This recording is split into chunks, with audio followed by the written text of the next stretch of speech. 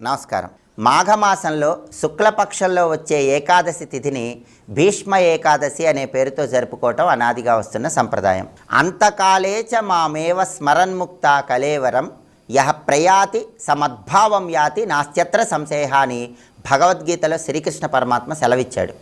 ఈ శ్లోకంలో ఉన్న అర్థం ఏంటంటే, ఎవరైతే జీవిత చరమాంక దశలో అంత్యకాలంలో నన్ను స్మరిస్తారో, నా గురించి ఆలోచిస్తారో వాళ్ళు తప్పకుండా నన్నే చేరతారని భగవద్గీతలో శ్రీకృష్ణ పరమాత్మ ఈ శ్లోకం ద్వారా సెలవిచ్చాడు.